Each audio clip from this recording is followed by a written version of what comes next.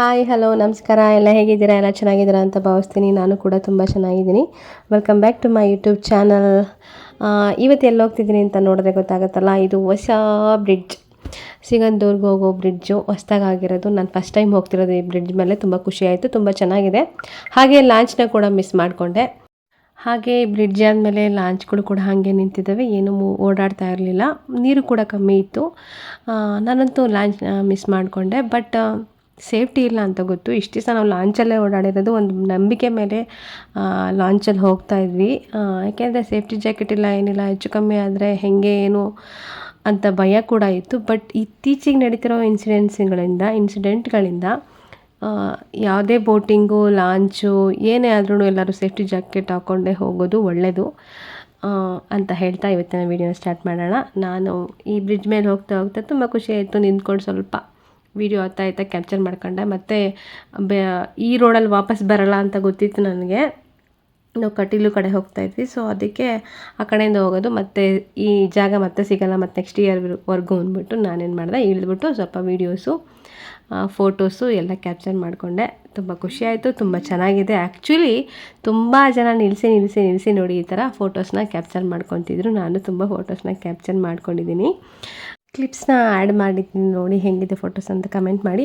ಹಾಗೆ ಈ ಬ್ರಿಡ್ಜ್ ಆದಮೇಲೆ ಯಾರೆಲ್ಲ ಈ ಬ್ರಿಡ್ಜ್ ಮೇಲೆ ಹೋಗಿದ್ದೀರಾ ಅಂತ, ಹೆಂಗಿತ್ತು ಎಕ್ಸ್ಪೀರಿಯೆನ್ಸ್ ಅಂತ ಕೂಡ ಕಮೆಂಟ್ ಮಾಡಿ. ಇಲ್ಲೊಂದು ಟಿ ಅವ್ರು ನಿಂತಿದೆಯಲ್ಲ, ಆ ಟಿ ಅವರು ಏನು ಮಾಡ್ತಾಯಿದ್ರು ಅಂದರೆ ಎಕ್ಸ್ಟ್ರಾಡಿನರಿ ರೀಲ್ಸ್ ಮಾಡ್ತಾಯಿದ್ರು. ಟಿನ ಮೇಲೆ ಕಟ್ಬಿಟ್ಟು ಟಿನ ಎಳಿತಿರೋ ಥರ ಒಂದು ಮೇಡಮು ಮೇಲೆ ಕೂತ್ಕೊಂಡು ಅವರೆಲ್ಲ ಹಾಯ್ ಮಾಡಿರೋ ಥರ ರೀಲ್ಸ್ ಮಾಡ್ತಾಯಿದ್ರು. ಚೆನ್ನಾಗಿತ್ತು ನೋಡೋದಕ್ಕೆ. ಸಾರಿ ಅದು ಬಿಡಿ. ಈಗ ದೇವಸ್ಥಾನದ ಹತ್ರ ರೀಚ್ ಆದ್ವಿ. ಈ ಕಡೆ ನೋಡಿದ್ರು ಹಸಿರು. ನನಗೆ ಮಲೆನಾಡಂದ್ರೆ ತುಂಬ ಇಷ್ಟ. ಸಿಗಂದೂರು, ಹೊರನಾಡು ಎಲ್ಲ ಪ್ಲೇಸು ಇಷ್ಟ. ಹೊರನಾಡ್ದು ಮೊನ್ನೆ ಹಾಕಿದ್ದೆ, ಯಾರೆಲ್ಲ ನೋಡಿಲ್ಲ ಅದನ್ನು ನೋಡಿ. ದೇವಸ್ಥಾನದ ಹತ್ರ ರೀಚ್ ಆದ್ವಿ. ಇಲ್ಲೇನು ಅಂದರೆ ಇಲ್ಲೇ ಗಾಡಿ ನಿಲ್ಲಿಸ್ಬೇಕು, ಇಲ್ಲಿಂದ ದೇವಸ್ಥಾನದವರೆಗೂ ನಡ್ಕೊಂಡು ಹೋಗಬೇಕು. ಪಾರ್ಕಿಂಗ್ ಇಲ್ಲೇ ಇರುತ್ತೆ, ಒಳಗಡೆವರೆಗೂ ಬಿಡೋಲ್ಲ. ಕೆಲವ್ರು ಗೊತ್ತಿರೋದು ಬಿಡ್ಬೋದು, ಅಷ್ಟೇ, ನನಗೆ ಗೊತ್ತಿಲ್ಲ. ಮತ್ತು ನನ್ನ ಪ್ರಕಾರ ಎಲ್ಲ ಪಾರ್ಕಿಂಗ್ ಇರೋದಿಲ್ಲೇ. ಇಲ್ಲೇ ನೀಟಾಗಿ ಕಾರು, ಗಾಡಿ ಏನೋ ಹೋಗಿರ್ತಾರೆ ಅದನ್ನು ಪಾರ್ಕ್ ಮಾಡಿಬಿಟ್ಟು ಇಲ್ಲಿಂದ ನಾವು ಒಳಗಡೆ ಹೋಗಬೇಕು. ಒಳಗಡೆ ಹೋಗ್ತಾ ಏನೋ ಒಂಥರ ಸಮಾಧಾನ. ಸಿಕ್ಕಾಬಟ್ಟೆ ಬಿಸಿಲಿತ್ತು ಆ್ಯಕ್ಚುಲಿ. ಅವತ್ತು ಬಿಸಿಲಲ್ಲಿ ನಮಗೆ ಬಿಸಿಲು ಅನ್ನಿಸ್ಲಿಲ್ಲ, ಅಷ್ಟು ರಶ್ ಕಮ್ಮಿ ಇತ್ತು ನಾವು ಹೋದಾಗ. ಹಾಗೆ ಈಗ ಫೆಸಿಲಿಟಿ ಎಲ್ಲ ಚೆನ್ನಾಗಿ ಮಾಡಿದ್ದಾರೆ. ಮೊದಲು ಸ್ಲಿಪ್ಪರ್ ಸ್ಟ್ಯಾಂಡ್ ಎಲ್ಲ ಇರಲಿಲ್ಲ, ಈಗ ಅದೆಲ್ಲ ಇದೆ. ನೀಟಾಗಿ ಸ್ಲಿಪ್ಪರ್ ಇಟ್ಬಿಟ್ಟು ನಮ್ಮ ಪಾಡಿಗೆ ನಾವು ಹೋಗ್ಬೋದು. ಹಾಗೆ ಇಲ್ಲಿ ಆಟ ಸಾಮಾನೆಲ್ಲ ಸಿಗುತ್ತೆ. ಮಕ್ಕಳು ಕರ್ಕೊಂಡೋದ್ರೆ ಆಟ ಸಾಮಾನು ಕೊಡಿಸ್ಬೋದು. ನೋಡಿ ನೇಚರ್ ಹೆಂಗಿದೆ ಅಪ್ಪ. ನನಗೆ ಆ ಕಡೆ ಹಸಿರುಗಳ್ನ ನೋಡ್ರೆ ಖುಷಿ ಆಗುತ್ತೆ. ಇಲ್ಲಿ ಸ್ಲಿಪ್ಪರ್ ಕೊಟ್ಬಿಟ್ಟು ಎಷ್ಟು ಏನು ಅಂತ ಗೊತ್ತಿಲ್ಲ, ಸ್ಲಿಪ್ಪರೆಲ್ಲ ಬಿಟ್ಬಿಟ್ಟು ನೀಟಾಗಿ ನಾವು ಪೂಜೆ ಸಾಮಾನು ತೊಗೊಂಡು ಸೀದಾ ದೇವಸ್ಥಾನದ ಕಡೆ ಹೊರಟ್ವಿ. ದೇವಸ್ಥಾನದೊಳಗೆ ಹೋಗೋಣ ಅಂತ. ರಶ್ ಕಮ್ಮಿನೇ ಇತ್ತು ನಾವು ಹೋದಾಗ, ಜನ ಏನು ಅಷ್ಟಿರಲಿಲ್ಲ. ಇಲ್ಲ 10 ಗಂಟೆನೂ ಆಗಿಲ್ಲ, ಅಷ್ಟು ಬಿಸಿಲಿದೆ. ನೋಡಿ ಅಮ್ಮನವರ ದೇವಸ್ಥಾನದ ಎಂಟ್ರೆನ್ಸು, ಶ್ರೀ ಚೌಡೇಶ್ವರಿ ದೇವಿ ದೇವಾಲಯ, ಶ್ರೀ ಕ್ಷೇತ್ರ ಸಿಗಂದೂರು. ಯಾರೆಲ್ಲ ಹೋಗಿದ್ರೆ ಸಿಗಂದೂರಿಗೆ ಕಮೆಂಟ್ ಮಾಡಿ. ಹಾಗೆ ದೇವಸ್ಥಾನದ ಒಳಗಡೆ ಹೋದರೆ ಮೊಬೈಲೆಲ್ಲ ಅಲೋ ಇಲ್ಲ ದೇವಸ್ಥಾನದೊಳಗೆ. ಸೊ ನಾನು ಎಲ್ಲಿವರೆಗೂ ಆಗುತ್ತೋ ಅಲ್ಲಿವರೆಗೂ ಮಾತ್ರ ಕ್ಯಾಪ್ಚರ್ ಮಾಡ್ಕೊಂಡಿದ್ದೀನಿ. ಯಾರೆಲ್ಲ ಸಿಗಂದೂರು ದೇವಸ್ಥಾನ ನೋಡಿದ್ದೀರಾ, ದೇವ್ರನ್ನ ನೋಡಿದ್ದೀರಾ, ಕಮೆಂಟ್ ಮಾಡಿ. ಈ ಹೊಸ್ದಾಗಿದ್ದಿದ್ದು ಏನೋ ಫೋಟೋ ಬೂತ್ ಥರ ಏನೋ ಮಾಡಿದ್ದಾರೆ ನೋಡಿ ಇಲ್ಲಿ.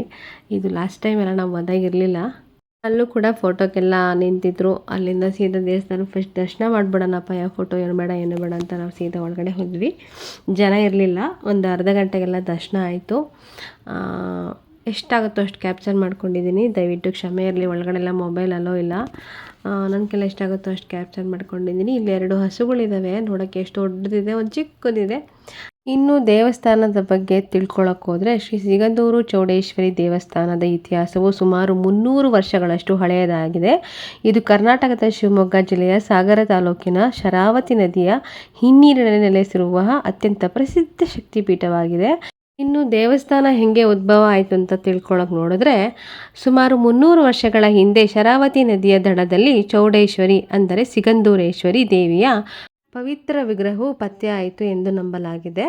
ಸ್ಥಳೀಯ ಪುರಾಣಗಳ ಪ್ರಕಾರ ರಾಮಪ್ಪ ಎಂಬ ಬೇಟೆಗಾರನು ಕಾಡಿನಲ್ಲಿ ಬೇಟೆಯಾಡುತ್ತಿದ್ದಾಗ ದೇವಿಯ ದರ್ಶನವಾಗಿ ಆತನಿಗೆ ವಿಗ್ರಹವನ್ನು ಪ್ರತಿಷ್ಠಾಪಿಸಲು ಪ್ರೇರಣೆ ಸಿಕ್ಕಿತ್ತು ಎನ್ನಲಾಗುತ್ತದೆ.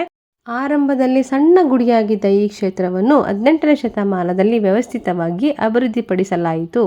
ತದನಂತರ ಇದು ದೊಡ್ಡ ಧಾರ್ಮಿಕ ಕೇಂದ್ರವಾಗಿ ಬೆಳೆಯಿತು. ಇನ್ನು ಸಿಗಂದೂರೇಶ್ವರಿ ಮಹಿಮೆ ಬಗ್ಗೆ ತಿಳ್ಕೊಳ್ಳೋದಾದರೆ, ಸಿಗಂದೂರು ಚೌಡೇಶ್ವರಿ ದೇವಿಯು ಕಳ್ಳರ ಪಾಲಿನ ಸಿಂಹ ಸ್ವಪ್ನ ಎಂದು ಕರೆಯಲಾಗುತ್ತದೆ. ಭಕ್ತರು ತಮ್ಮ ಮನೆ, ಜಮೀನು ಅಥವಾ ಆಸ್ತಿಪಾಸ್ತಿಗಳ ರಕ್ಷಣೆಗಾಗಿ ದೇವಸ್ಥಾನದಿಂದ ಶ್ರೀದೇವಿಯ ರಕ್ಷಣೆ ಇದೆ ಎಂಬ ಬೋರ್ಡುಗಳನ್ನು ಕೊಂಡೊಯ್ದು ತಮ್ಮ ಮನೆಗಳ ಮುಂದೆ ಹಾಕುತ್ತಾರೆ. ಹೀಗೆ ಮಾಡಿದರೆ ಆ ಮನೆಯಲ್ಲಿ ಕಳ್ಳತನವಾಗುವುದಿಲ್ಲ. ಒಂದು ವೇಳೆ ಕಳ್ಳತನವಾದರೆ ಕಳ್ಳರಿಗೆ ತಾಯಿಯೇ ಶಿಕ್ಷೆ ನೀಡುತ್ತಾಳೆ ಎಂಬುದು ಭಕ್ತರ ಗಾಢವಾದ ನಂಬಿಕೆಯಾಗಿದೆ. ಭಕ್ತಿ ಎಂಬ ನಂಬಿಕೆಯ ದಾರಿಯಿಂದಲೇ ದೇವರನ್ನು ತಲುಪಲು ಸಾಧ್ಯ. ನಂಬಿಕೆ ಇಟ್ಟು ದೇವ್ರನ್ನ ಕೈ ಮುಗಿದ್ರೆ ದೇವ್ರು ಒಳ್ಳೇದು ಮಾಡ್ತಾರೆ. ಯಾರೆಲ್ಲ ಫುಲ್ಲು ವಿಡಿಯೋ ನೋಡಿದ್ದೀರೋ ಎಲ್ಲರಿಗೂ ತಾಯಿ ಸಿಗಂದೂರೇಶ್ವರಿ ಒಳ್ಳೇದು ಮಾಡಲಿ ಅಂತ ಕೇಳ್ತಾ, ಹಾಗೆ ವಿಡಿಯೋ ಫುಲ್ಲು ನೋಡಿ ಲೈಕು ಕಮೆಂಟು ಹೈಪು ಮಾಡೋದನ್ನು ಮರಿಬೇಡಿ ಅಂತ ಹೇಳ್ತಾ ಮತ್ತೆ ಮುಂದಿನ ವಿಡಿಯೋದೊಂದಿಗೆ ಸಿಗ್ತೀನಿ. Thank you for watching. ಹಾಗೆ ವಿಡಿಯೋದಲ್ಲಿ ಏನಾದರೂ ತಪ್ಪು ಮಾಹಿತಿ ಕೊಟ್ಟಿದ್ರೆ ದಯವಿಟ್ಟು ಕ್ಷಮಿಸಿ ಅಂತ ಕೇಳ್ತಾ ವಿಡಿಯೋನ ಎಂಡ್ ಮಾಡ್ತಿದ್ದೀನಿ. ಮತ್ತೆ ಮುಂದಿನ ವಿಡಿಯೋದೊಂದಿಗೆ ಸಿಗ್ತೀನಿ. Thank you for watching. Bye bye.